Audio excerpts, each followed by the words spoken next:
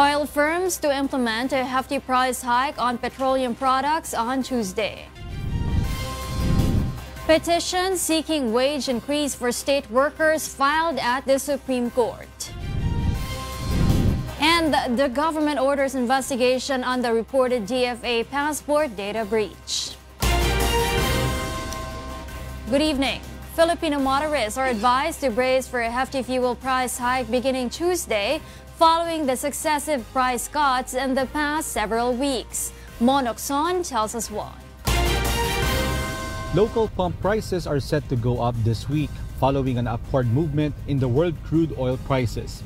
Effective Tuesday, January 15, the price of diesel will increase by 2 pesos and 30 centavos each liter, gasoline by 1 peso and 40 centavos, and kerosene by 2 pesos a liter. The hefty price hike comes after several weeks of oil price cut that was said to be due to oversupply and effects of trade tensions. The Department of Energy says the market reacted after the Organization of Petroleum Exporting Countries decided to slash oil production from January to June this year. So pag may nakikita tayong trend na parating dire-diretsong pababa, gumagalaw yung seller, gumagalaw yung mga nagbebenta na sobra na yan, dapat ibalik natin yung presyo. But the DOE says motorists should brace for further price increases due to the implementation of the additional excise tax on petroleum products under the second tranche of the tax reform for acceleration and inclusion law. Based on data from the DOE, more than 400 of the 8,600 gasoline stations nationwide have already begun charging higher oil prices. More than 300 of these are from Petron, 40 from Shell, 20 on Flying V, and 1 from Caltex. The DOE have already issued a show-cause order to gasoline stations over their early implementation of additional fuel excise taxes. Binibigyan ng pagkakataon magpaliwanag yung nagbebenta kung ano yung mga rason kung ba't sila nagtaas ng presyo. Monokson, UNTV News and Rescue, Taguig City.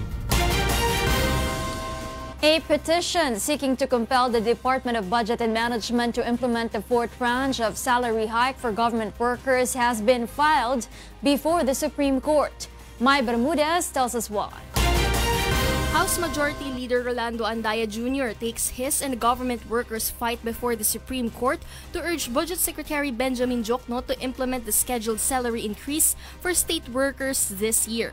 This was after Jokno announced last week that the fourth tranche of salary increase for government employees will be deferred due to Congress's failure to approve the proposed 2019 national budget on time. Huwag niyang gagawing dahilan ang reenacted budget. Dahil meron naman mga alituntunin na nasa papaloob sa kanyang departamento na para ibigay ito. Nakakahiya naman kung maiisipin natin na yung bayad nga sa daang bilyong utang natin, na babayaran natin kahit walang bagong budget.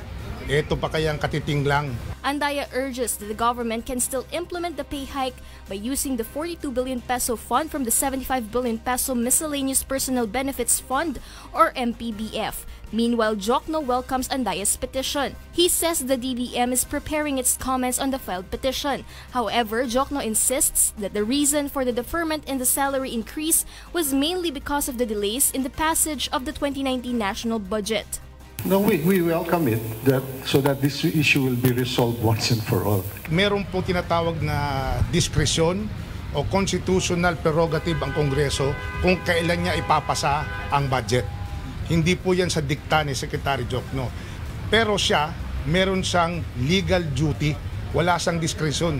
Some public school teachers, meanwhile, are calling on the government to implement the scheduled wage increase to help them cope with rising consumer prices. Sana kung bibigay nila, bigay na nila ngayon na wag nang ma-delay para at least yung pagod, pag-isikap ng mga teachers, naibigyan ng atensyon. Most of the time, naririnig ko sa mga teachers na undervalued nga yung service rendered ng mga teachers. Kasi may mga teachers na bringing pa yung mga task at home. So aside sa pag-spend dito ng hours in school, meron pa silang mga take-home task. Mai Bermudez, UNTV News and Rescue, Manila. Malacanang believes that the Department of Foreign Affairs should first conduct an internal probe into the reported passport data breach amid calls for a legislative inquiry. Here's why from Rosalie Cos.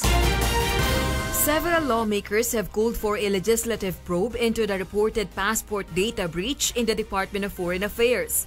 In the lower house, Bayan Muna Party List Representative Carlos Zarate submitted a resolution seeking an inquiry into the matter, while a similar proposal was also filed in the upper chamber of Congress. Malacanang regards the reported data breach as a serious and grave concern.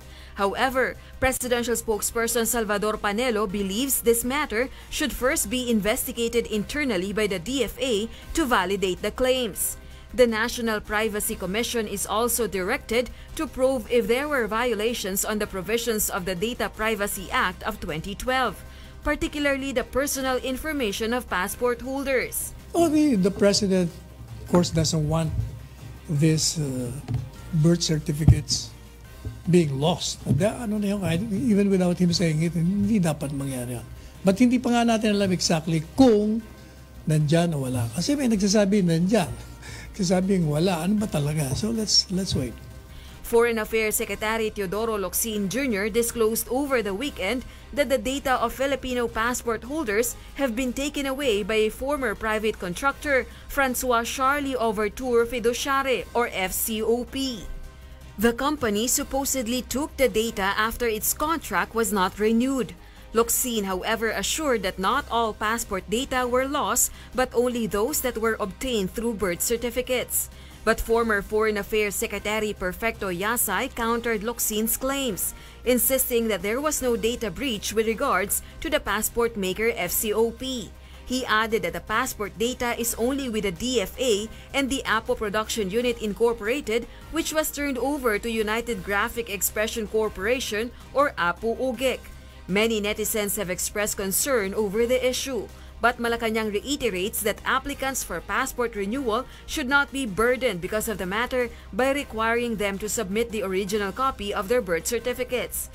The issuance of passport must not also be delayed. Definitely, we will not allow any delay on the issuance of passports or putting stringent requirements that will burden our people into getting their passport. Rosalie Cos, UNTV News and Rescue, Philippines.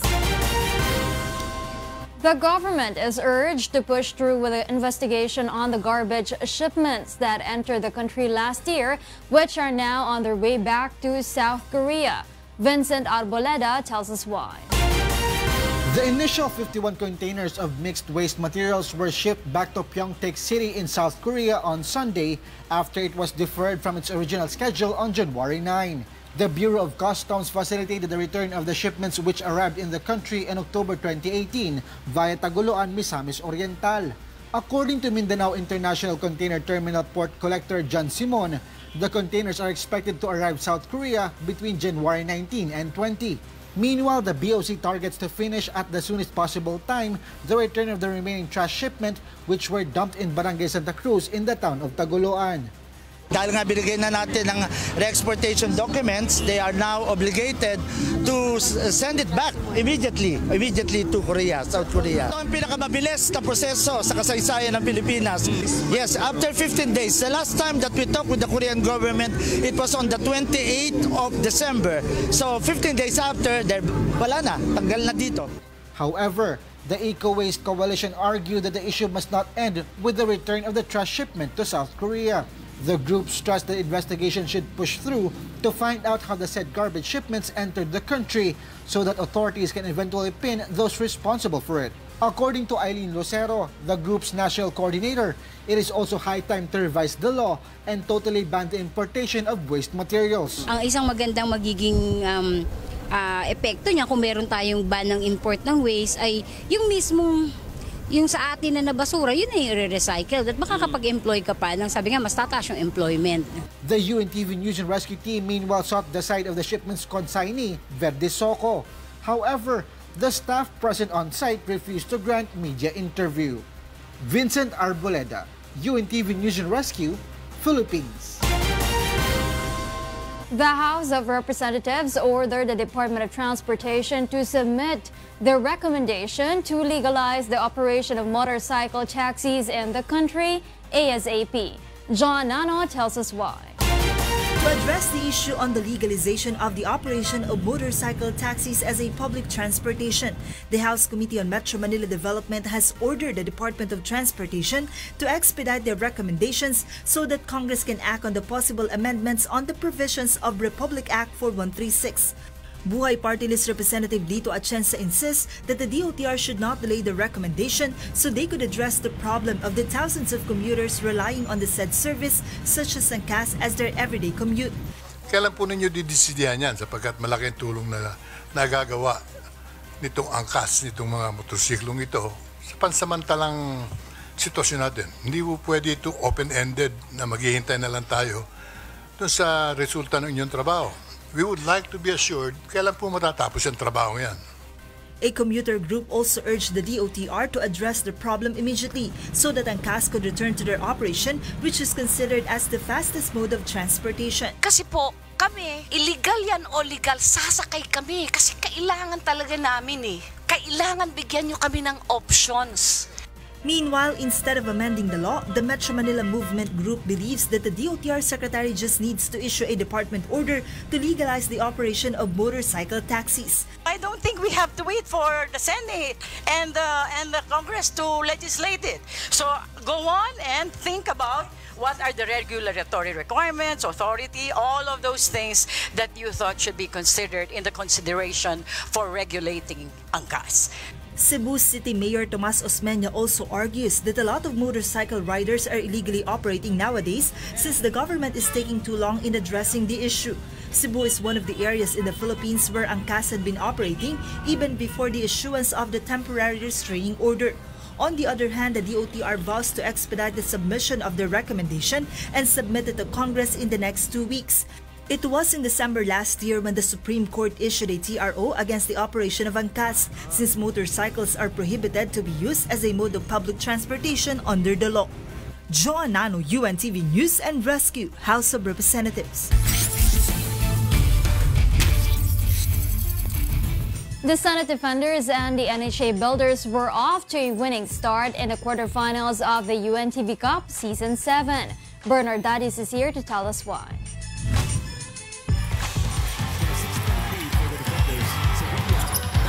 Defending champions and the Defenders sustained their impressive showing in the continuing elimination rounds after routing the PITC Global Traders at the start of the quarterfinals of the UNTV Cup Season 7 at the Pasig City Sports Center on Sunday.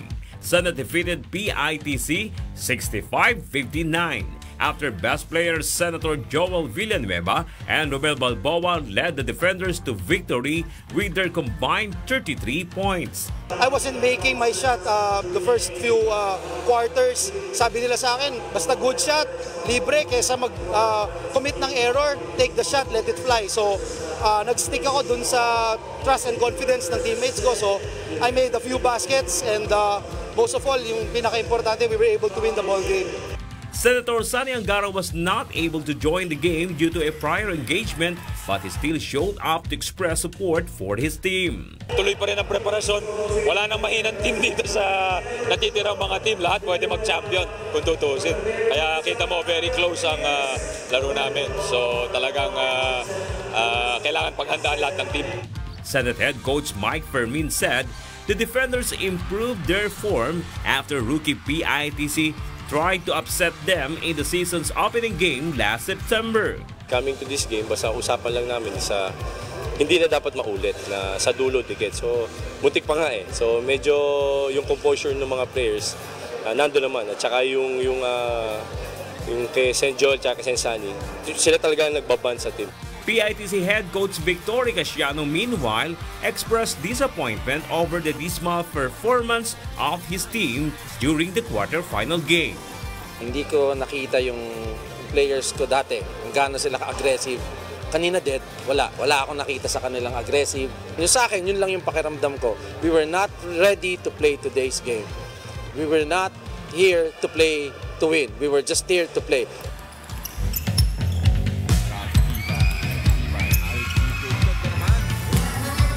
Also off to a winning start this round are the NHA Builders who managed to clobber the Malacanang PSC Camao 78-72. Clark Torrente was hailed as best player of the game for firing 14 points, 4 rebounds, and 1 steal. Sinabi ko lang na kailangan nila mag-focus, saka yung intensity kailangan hanggang dulo. Lagi kami nagkukulapso sa uli. Minsan nag-overconfidence or minsan tinatamad, wala ng gana. So ang sabi ko lang is kailangan, ang pinaka-importante sa lahat, yung dulo, hindi yung umpisa. So i-sustain namin yung laro namin mula umpisa hanggang dulo. We have to start strong, finish strong. Sama rin ang laro ng ibang players ko. Shooters ko, hindi ko maalam. Pero proud pa rin ako sa boys ko kung ano yung pinakita nila ngayon. So far, NHA and PITC both hold 5 wins and 5 losses among the 4 teams battling in the quarterfinals. Senate leads the list with 7-3 win-loss record, followed by Malacanang with 6-4 record. The teams will play 3 games each in the round robin for the quarterfinals. The 2 teams that will be placed at the bottom of the standings will be eliminated, while the remaining 2 will advance to the semis to duel with the AFP Cavaliers and PNP Responders in the best-of-3 series. Bernard Dadis, UNTV News and Rescue, Philippines. Up next on Y News. The Philippine National Police places 19 areas on election watch list ahead of the May midterm polls. DENR to sue 2 Metro Manila mayors and 100 other local officials for allegedly violating the Solid Waste Management Act. Wag na wag mong sasabihin na hindi mo nadama. And composer Wishcover Boy Christopher picks 2 more singing hopefuls for the semi-final round of the Wishcovery Season 2, The Singer and the Song. Thank you for keeping me company in the first part of Y News. More reasons behind the stories with Angelo Castro III and William Thio after this quick break. I'm Rheena Villamor-Camara. Good evening.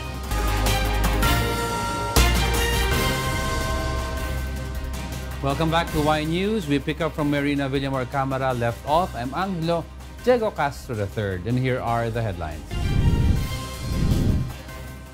The Commission on Elections to start printing ballots for May 2019 poll next week.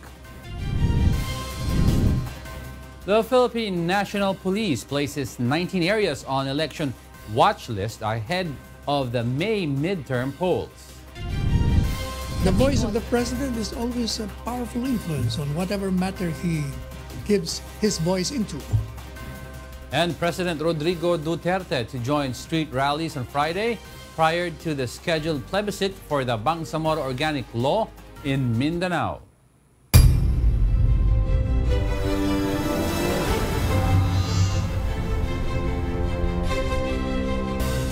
The Philippine National Police is looking to augment its forces, particularly in Daraga Albay and other areas that are under the election watch list in line with the upcoming elections. Let's find out why from Lea Ilagan. 19 cities and municipalities across the country are placed under the Commission on Election or COMELEC watch list areas. The following places include Sudipen, La Union, Balawan Town, La Union, Jones, Isabela, Lemery, Batangas, Rojas Oriental, Mindoro, Balud, Masbate, Dimasalang, Masbate, Daraga Albay, Pagadian City, Zamboanga del Sur, Cagayan de Oro City, Misamis Oriental, Haji Muhammad Ajul, Basilan, Lantawan, Basilan, Tipo-Tipo, Basilan, Marawi City, Lanao del Sur, Sultan Dumalungdong, Lanao del Sur, Mamasapan, Maguindanao, Sharif Agwak, Maguindanao, Sharif Saidona Mustafa, Maguindanao, Datu Unsay, Maguindanao. Philippine National Police Director General Oscar Albayalde explains that an area is placed under COMELEC watch in the event of intense political rivalry or civil violence related to the conduct of the election. The PNP chief says they will augment their forces on the ground specifically to areas under election watch list to maintain peace and order and closely monitor any untoward incident in line with the upcoming polls. The PNP will also conduct a series of police operations together with a special operations task group also under the poll body. Leia Ilagan, UNTV, News and Rescue, Camp Crame.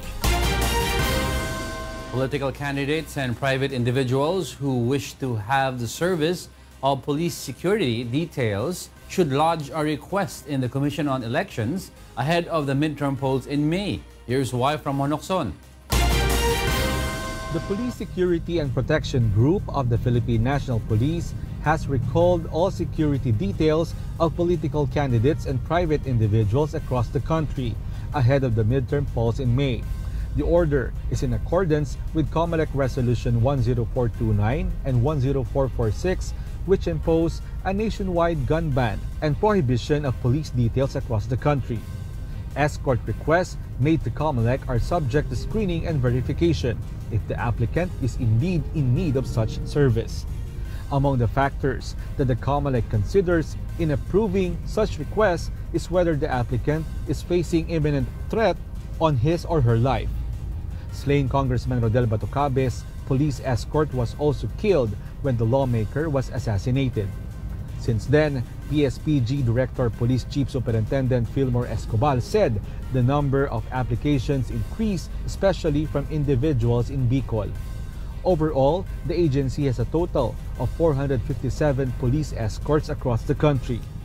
Each individual, whether a politician or a private citizen, can be entitled to at least 2 police escorts. In cases of yung mga high-risk individuals, so they may be allowed to apply for another additional security. So, but they will have to apply it to the COMELEC. At present, the PSPG has a total of 51 applications for police security. Among the already approved application are that of re-electionist Mayor Reynaldo Tiangco, Congressman Toby Tiangco, and former Special Assistant to the President, Senator Aspirant Bongo. Applications still pending at PSPG include that of Franklin Drilon, Coco Pimentel, Aimee Marcos, Ronald De La Rosa, and Francis Tolentino. All police escorts will only be of service until the end of the election period in June. After that, individuals need to reapply depending on the level of threats to their safety. Meanwhile, certain government officials are given the privilege to have their respective police escorts during the course of their terms in office. They are the President, the Vice President, the Chief Justice, the Senate President, the House Speaker, and the Commissioners of the COMELEC, among others. Meanwhile, coinciding with the start of the official election period is the effectivity of the gun ban from January 13 up to June 12, 2019. Individuals who wish to carry their firearms on the duration of the gun ban should apply for an exemption so as not to be held liable under the law. Mon Hocson, UNTV News and Rescue, Quezon City.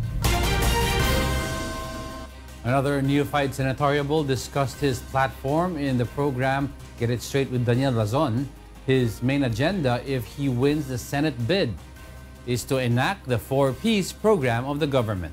Ray Pelayo will tell us why. Former Solicitor General Florin Hilbay vows to prioritize the passage of the Pantawid Pamilyang Pilipino Program or 4-Piece Act if given a seat in the Senate in the upcoming May midterm polls. Hilbay said the program would be of great help to poor Filipinos to have a sustainable life. With a concrete measure, Hilbay said the government will be able to identify those who deserve to benefit from the program. Under the 4-piece, poor citizens are entitled to basic support such as food, education, and medical assistance from the government. Dapat, kahit sinong administrasyon po yung nakaupo dyan, tuloy-tuloy. Polisiya ng pamahalaan na tuloy-tuloy na tulungan yung mga nakalugmok sa putik ng kahirapan. The former Soldier also aims to push the government to be more aggressive in defending the country's rights in West Philippine Sea. Hilbay suggested that this can be done by strengthening the Philippines' alliances with other countries in pressing China to abide by the international ruling, especially regarding the disputed territory. China has been building structures in the disputed islands covered by the Philippine Exclusive Economic Zone. In July 2016, the United Nations Tribunal ruled that it is the Philippines who has sovereign rights over the disputed islands and not China. However, the decision failed to stop China's aggressive reclamation in the area. Hilbay was part of the Philippine team who represented and defended the country at the UN International Court of Arbitration at the height of the issue. Pag hindi sinunod ng China, meron yung tinatawag na reputational cost, diba? Kung kayo magkakaibigan, tapos may isang miyembro yung barkada nyo na hindi marunong sumunod sa napagkasunduan, parang bababa ang kredibilidad ng tao na yon. Ray Pilayo, UNTV News and Rescue, Quezon City. The Commission on Elections will start printing on January 22 the 61 million ballots for the midterm elections in May. But to this date, the poll body has yet to release the official list of candidates. Aiko Miguel will tell us why. The Commission on Elections has not yet released the official list of candidates for the May 13, 2019 midterm elections. The poll body, however, assures they will start printing ballots next week for the 61 million registered voters in the Philippines and the 1.7 million overseas registered voters ready to vote in May. According to the COMELEC inspection team, the machines at the National Printing Office are all ready for the ballot printing next week. The COMELEC Printing Committee said printing will start on January 22 and is expected to end on April 30. 1 million ballots will be printed daily to reach the target date before the election. COMELEC, however, clarified ballots for the automated elections have to be double-checked both manually and through a machine. When the printing process hits its peak, we produce something like 2 to 3 million ballots per day. But that's not the thing. That's not what dictates the pace of printing. It's actually the verification that happens afterwards. Each sheet is verified through a VCM. So there is 100% verification of all the ballots. All the ballots will have to pass through a VCM and be readable by the VCM. This is done using people and machines. COMELEC has previously stated that they are just waiting for the certificate of finality for them to release the official list of candidates for the midterm elections. Meanwhile, according to Vicky Dulcero of the COMELEC Printing Committee, they have already printed 2.1 million ballots for the first plebiscite on January 21. We are happy to report that the January 21, 2019 BOL plebiscite requirements for the ballots and accountable forms are all done before Christmas. These ballots will be used for the Autonomous Region in Muslim Mindanao or ARMM, Isabela City in Basilan and in Cotabato City. Currently, the NPO said they will be completing the printing of 600,000 ballots for the BBL plebiscite on February 6 for Cotabato and Lanao del Norte, except for Iligan City.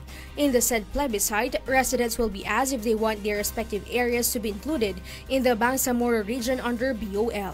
We're almost done. So I think in a day or two, we will also be able to deliver to our packing and shipping committee for deployment of the ballots for the Feb 6, our required number of ballots. Aiko Miguel, UNTV News and Rescue, Manila. President Rodrigo Duterte is set to march the streets on Friday ahead of the scheduled plebiscite for the ratification of the Bangsamoro Organic Law in Mindanao. Rosalie Cos tells us why. Defense Secretary Delfin Lorenzana confirms that President Rodrigo Duterte plans to fly to Cotabato City to join a massive rally on January 18 in support of the proposed Bangsamoro Basic Law. The mass action will be held 2 days before the scheduled plebiscite for the BBL in areas of Autonomous Region in Muslim Mindanao, Isabela City, Basilan, and in Cotabato City. Lorenzana assures that Duterte and the rest of his cabinet as well as the Congress support the BBL. Si Presidente sa January 18 pupunta sa Cotabato para sa big BOL rally. The day before dapat pupunta siya din sa sa hulo, pero dahil sa mayroon siyang importanteng gagawin dito, hindi makapunta. Pero pupunta kami. Ako, si Secretary Anyo, Secretary Galvez, will go to hulo para kumbinsihin na namin itong si Sakur. Matigas ang ulo ni Sakur. Oh. But we can convince him maybe. So, para umabot yung puso niya, para tanggapin niya yung BOL. Malacanang expressed confidence that with the presence of President Duterte himself, the public will be more convinced of supporting the passage of the BOL. The voice of the President is always a powerful influence on whatever matter he gives his voice into. Lorenzana meanwhile assured the public that the government is doing all it can to have honest, clean and peaceful elections. Lorenzana and Moro Islamic Liberation Front Vice Chair and Head of the BANGSAMORO Transition Commission, Gadzali Jaafar, called on all parties involved in the BOL, especially the leaders of Muslim groups, to remain calm and respect whatever the decision of the public will be regarding BBL. Hindi na pwede yung takutan dito. Tapos na yun eh. Yung pagiging revolutionaryo natin, tapos na. Bibigyan na nga tayo ng chance to lead. Now it's time to tapon na natin yung uniforme natin, magsuot na tayo ng barong, hindi kaya yung coat, and then start being a diplomat. Start being a statesman. Start thinking about how to improve our area. Please, do not do anything which will tend to divide our people. Because one of the major responsibility of a leader, whether you are a revolutionary leader like me or political leader, one of your responsibility is at all time to unite your constituent and to unite our people. Leaders like us must not ever become agent of this unity of our people. The plebiscite will be held on February 6 in Lanao del Norte and North Cotabato. Rosa Licoz, UNTV News and Rescue, Philippines. The Department of Environment and Natural Resources sets to file charges against 2 Metro Manila mayors and more than 100 barangay chairpersons for violating the Solid Waste Management Act. Grace Casin will tell us why. Department of the Interior and Local Government Yusek Martin Dino today announced that they have completed the documents they will use to file charges against 2 Metro Manila mayors and more than 100 barangay chairpersons for violating the Solid Waste Management Act. During the hearing of the House Committee on Metro Manila Development, the Department of Environment and Natural Resources said, based on their latest data, one of the 11 rivers connected to the Manila Bay have 1.9 billion fecal and coliform count. Other rivers have 15 million to 700 million most probable number or MPN. This is far from 270 MPN that the agency is targeting to reach by the end of 2019. The high level of fecal and coliform content in the Manila Bay is due to the more than 200,000 informal settlers, including some establishments beside Manila Bay that directly throw waste in the bay. So ngayon, ang gagawin na lang namin ay magbibigay kami ng notice sa kanila na if ever na hindi pa rin sila mag-comply, this time we will file cases against them. But Buhay Party List Representative Lito Atienza asked the DILG to also investigate the Manila Water and Maynilad, why they still do not have their own water treatment facilities. Atienza said the 2 water concessionaires already charged their customers advance payment for the said facilities, but they failed to construct such until now. This time, alamin natin kung saan napunta yung pera na yan o yung 2 concessionaire na to. Meanwhile, the committee is set to conduct an ocular in Manila Bay to see the actual situation in the area. Grace Casin, UNTV News and Rescue, House of Representatives. 2 more singing hopefuls under composer Wish cover boy Christopher will advance to the semifinal round of the Wish Covery Season 2 after surviving an intense vocal showdown. Leslie Longbowen tells us why.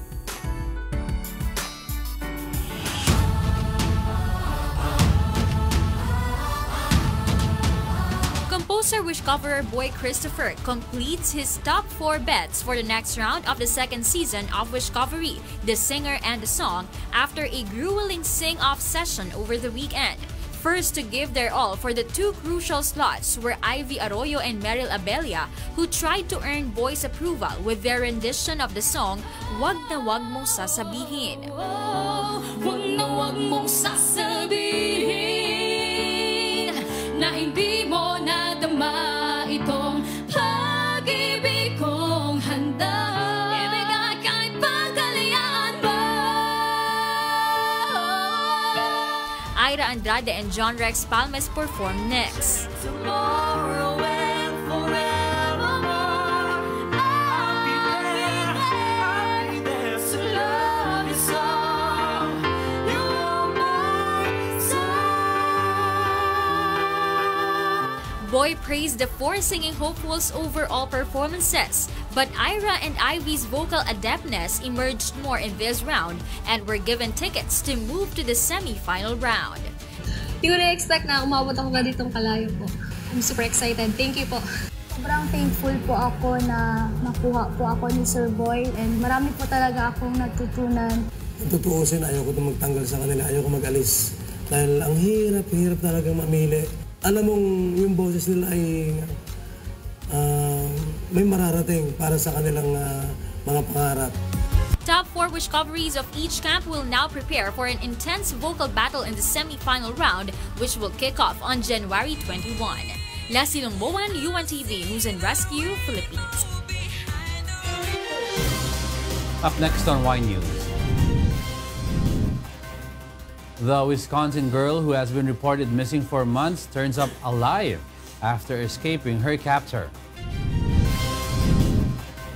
Top tennisters Rafael Nadal and Angelique Kerber moves to the second round of the Australian Open.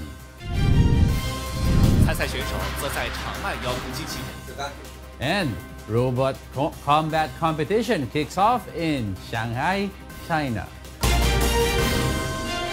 Those are the reasons behind the stories in the second part of our newscast. Y News returns with William Thio. I'm Angelo Castro III. Good evening.